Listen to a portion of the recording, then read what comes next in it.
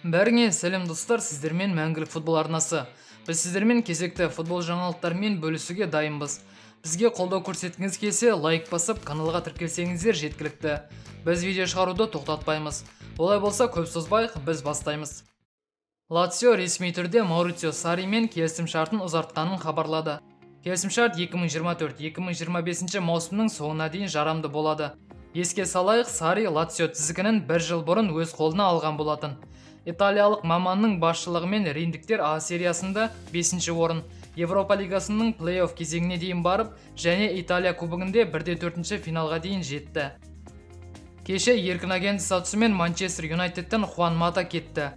Бұған дейін Матаның футболдағы мансабын аяқтамайтынын хабарлаған болатын. Сондай-ақ футболшы Манчестердің жаттықтырушылар штабының мүшесі болғысы келмейді. Биылғы маусымда жартылай қорғаушы барлық жарыстарда 5 матчта алаңда бар болғаны 177 минут өткізді. Матаның нарықтағы құны 3 миллион евроға бағаланып отыр. Еске салайық, Мата Испанияда Валенсия сапында ойнаған. Одан 2011 жылы 26 миллион евроға лондондық Челсиге ауысты. 2014 жылы Манчестер Юнайтед ойыншыны Челсиден 44 миллион евроға сатып алған болатын. Гол басылымның хабарлауынша Милан ПСВ жартылай қорғаушысы Марио Гёцеге қызығушылық танытып отыр. Италиялық клубтың өкілдері ПСВ жартылай қорғаушысының агентімен келіссөздер жүргізуде. Сондай-ақ 29 жастағы жартылай қорғаушының қызметіне бұған дейін ПСВ-ні басқарған Бенфика бас бапкері Роджер Шмидт қызығушылық танытып отыр. Гёценің голландиялық клубпен келісімшарты 2024 жылға дейін жарамды. Онда 4 миллион евро көлемінде өтемақы мөлшері қарастырылған. Челсидің қорғаушысы Антони Рюдигер Реалға ауысты, деп хабарлайды мадридтіктердің ресми сайты. Футболшы корольдік клубпен 4 жылдық келісімшартқа отырды. Ойыншы Реалға еркін агент статусымен келгенімен Рюдигердің отбасы және агенті 30-35 миллион евро шамасында бонус алады.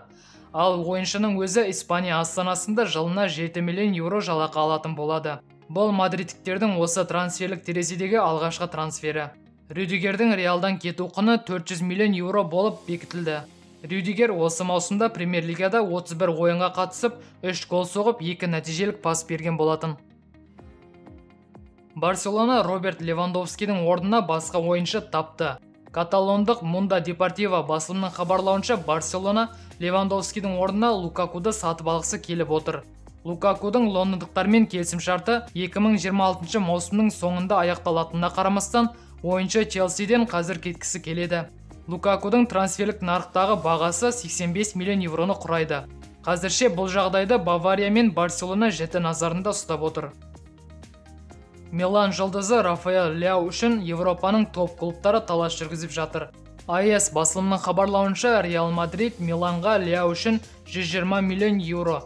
Оған қоса Лука Йович пен Марко Асенсионы қосып беруге дайын. Қазір Ляудың өзі Миланда бақытты және командамен келісімшартты ұзарту бойынша келіссөздер жүргізіп жатыр. Бірақ ойыншының агенті Жоржо Мендеш Милан ұсынған 4 жылдық келісімшартты кері қайтарып жіберді. Ойыншыға Милан 4 миллион жалақы ұсынған.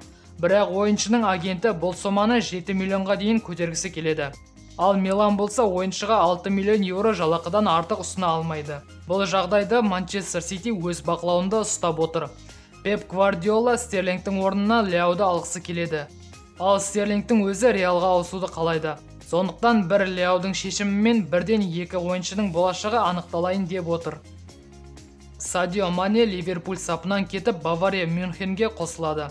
Журналист Дэйв Оскоптың айтуынша Мане Бавариямен 3 жылдық келісімшартқа қол қойды. Бірақ бұл 100% ақпарат емес. Қазір ПСЖ-де Манемен келісімге келуге тырысып жатыр. Журналист Экрам Канурдың айтуынша париждіктер Манеге қанша сұраса да беруге дайын. Бірақ сенегалдық Бавария сапына ауысқысы келеді. Ойыншыға Наглсманның жобасы ұнаған көрінеді. Жаттықтырушы командадан Левандовский кетсе, Манені негізгі ойыншы қылуға дайын. Ал Ливерпуль болса Манені алмастыратын ойыншы іздеуде. Қызылдар 5 үміткерді таңдап қойды. Бұл тізімде Серж Гнабри, Кристиан Пуличич, Исмаила Сарра, Арно Джанжума және Жуан Педро бар. Daily Mail басылымның хабарлауынша Арно және Жуан Педро Маненің орнына басты үміткер. Бұған басты себеп ойыншылардың бағасы. Ливерпуль бай болғанына қарамастан үлкен трансфер жасауға қорқып отыр. Пол Погба ресми түрде Манчестер Юнайтед сапынан кетті. МЮ Погбаға адалдығы үшін 4,5 миллион евро бонус төлейтін болады. Ойыншыға ПСЖ өте жақсы келісімшарт ұсынып отырғанына қарамастан, Погба Ювентусқа ауысуға жақын. Le Quip басылымның хабарлауынша, ПСЖ Погбамен келіссөздерді тоқтатты. Погбаға ПСЖ-ның бұрынғы директоры Леонардо қызығушылық танытқан. Ал жаңа директор Луиш Кампуш Погбаның Парижге келгенін қаламайды. Бірақ сонда да ПСЖ-ға Ди Мария кеткен соң орталық қорғанысты күшейту керек. Сол себепті Луиш Кампуш Лацио жартылай қорғаушысы Сергей Миланкович-Савич және Ливерпульден Наби Лай Кейтамен келіссөздер жүргізіп жатыр. Сергей Миланкович үшін топ клубтар кезекте тұр. Ал Кейта болса Ливерпульден негізгі құрамға көп шыға алмай жүр. Сондықтан Ливерпульден кеткісі келеді. Достар, бүгінгі жаңалықтар осымен тәмәм. Видео ұнаса лайк басып, жаңалықтар жайлы өз ойларыңызды комментке қалдыруды ұмытпайық.